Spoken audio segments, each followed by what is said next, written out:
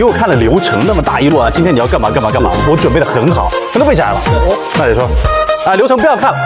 我把我的梦想就卖了3两3，完全不看，完全不看流程，就是才开始一路5分钟啊，5分钟我就到哪了？